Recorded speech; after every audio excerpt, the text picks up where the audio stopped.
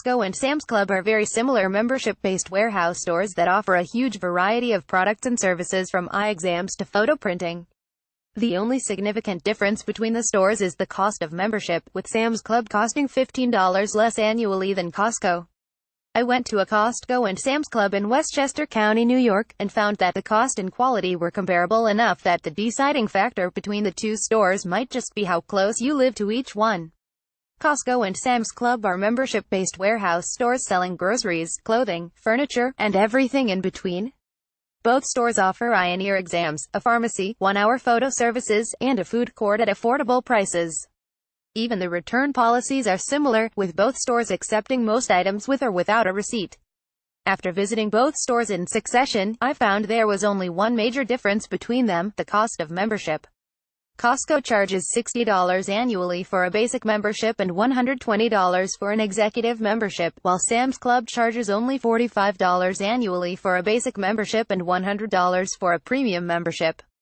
According to a grocery store ranking from Consumer Reports, the higher membership costs at Costco might be worth it. It ranked higher than Sam's Club in cleanliness, meat and produce quality, customer service, store brand quality, and prices of organic items. To see for myself which store offers a better deal, I went to Costco and Sam's Club stores in Westchester County, New York. This is what I found. First, I went to Costco. I got there about 5 minutes after it opened, and I was surprised by how many people were there so early. Even though it's a members-only store, no one was at the door checking for memberships. At the front of the store was a 1-hour photo station. There were rows of TVs ranging in price from $500 to $2,000. There was a pretty big tech selection with a variety of products and brands. As I walked further through the store, I was greeted by a seemingly endless selection of bulk-sized snacks. You could buy a month's worth of just about any snack for under $10. The same went for most things that were in the store. A 4-pound box of Frosted Flakes was $7.49. At stores like Walmart and Target, a box half this size is only $2 less. A 5-pound bag of clementines was only $5.99, and you could get almost 2 gallons of orange juice for $10.99. The warehouse had its own liquor store that was outside of the main store. You either have to go before or after shopping at Costco, meaning you have to wait in 2 lines and make 2 separate transactions. Everything at the store seemed to be randomly arranged. Rugs were in the middle of the produce aisle, and on the other side of this display, there was golfing equipment. It's definitely a challenge to shop here if you've never been.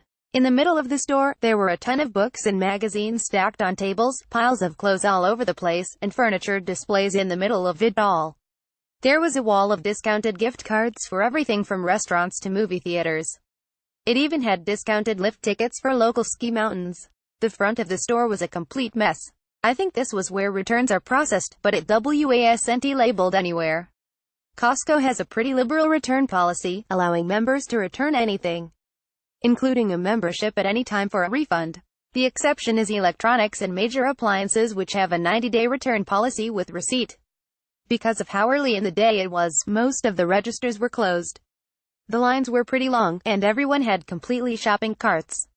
The food court by the exit was insanely cheap, selling hot dogs and a soda for $1.50 and giant churros for $1.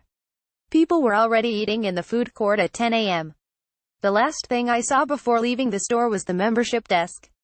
The standard price is an annual fee of $60, and there's an executive plan that costs double that. Even though the store was a mess, it carried just about everything and accepted returns on anything, making it a convenient place to shop. Next, I went to Sam's Club. No one checked my membership here either.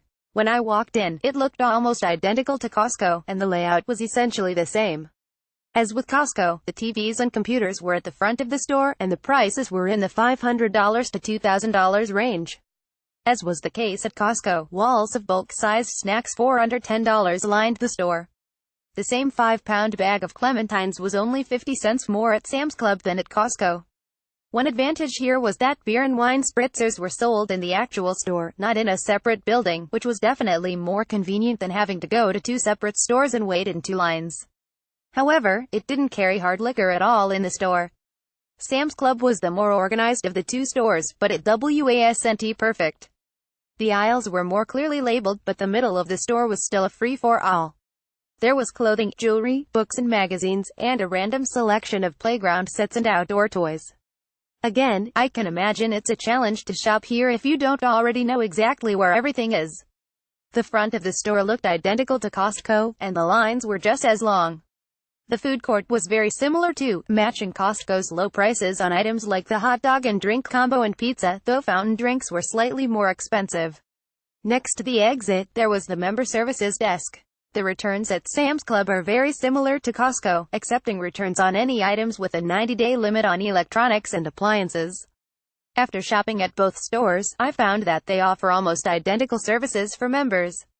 Even though Sam's Club is less expensive to become a member, ultimately it may come down to which store is closer to you.